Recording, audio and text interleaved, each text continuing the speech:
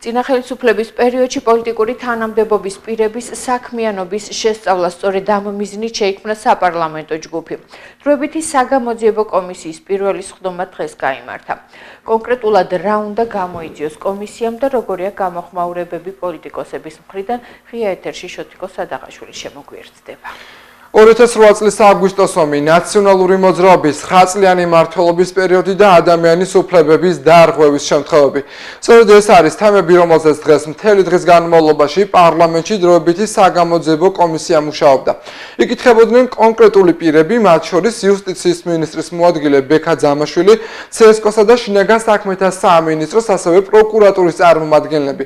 პარლამენტის საგამოძიებო კომისიის მთავარი მიზანი შეიძლება ითქვას, რომ იმ სისხლის სამართლის დანაშაულების გამოძიება და მასალების პროკურატურისთვის გადაცემაა, რომელიც გასულ 2003 წლიდან 2012 წლამდე წინა ხელისუფლების მმართველობას უკავშირდება. მათ შორის საუბარია 2008 წლის რუსეთ-საქართველოს ომის დროს ჩადენილ სავარაუდო დანაშაულებზეც.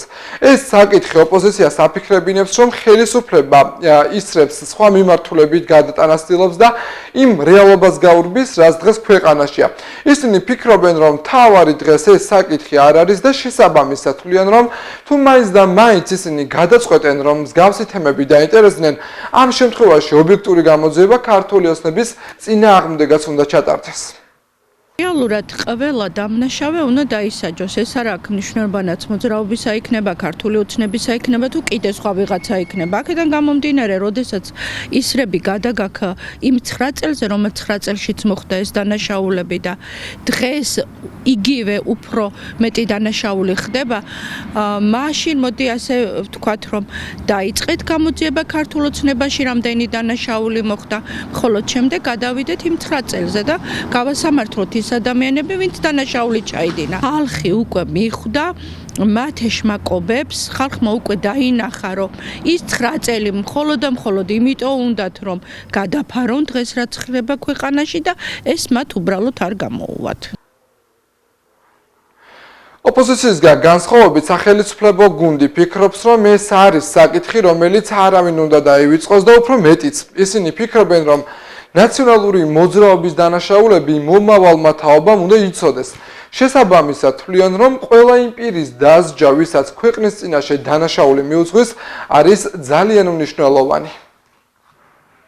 წლების განმავლობაში იყო ხელისუფლებაში, ჩვენი სახელმწიფოს ხელისუფლებაში დაჯგუფება ნაციონალური მოძრაობის სახით, რომელსაც უამრავი დანაშაული აქვს ჩადენილი. დღეს კი უარყოფენ ისინი და დაემართათ პოლიტიკური ამნეზია, მაგრამ ამისი პოლიტიკური შეფასება თუ არ მოხდება, ჩვენი ქვეყანა ვერ განვითარდება.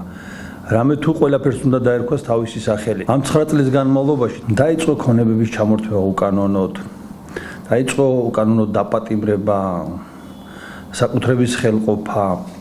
ჩვენი ქალაქის მაგალითზე ძალიან ბევრია მსგავსი სიტუაციები, შეგიძლიათ ჟურნალისტები ხარ და მოიძიოთ მსგავსი სიტუაცია და რა ვიცი ახლა ეს 2008 წლის ომი ქუჩაში ხალხის ხოცვა და აი მასობრივი სისტემატიური ხასიათი მიიღო და ამას თუ თავისი პოლიტიკური შეფასება არ მიეცა და ამ ახალგაზრდა თაობამ, რომელიც ვერ მოესწრო ამ სიტუაციას და გონიათ რომ დღეს არის ამის ათვლის წერტილი და ჩვენ ის ადამიანები, რომლებიც დღეს აი ამ ქუჩაში როდგანან და სათავეში ორგანიზატორები ძირითადად ესენი არიან არა და ამიტომ რა თქმა უნდა ყველა კითხვაზე პასუხი უნდა იქნეს გაცემული, ყველაფერს თავისი პოლიტიკური შეფასება უნდა მიეცეს.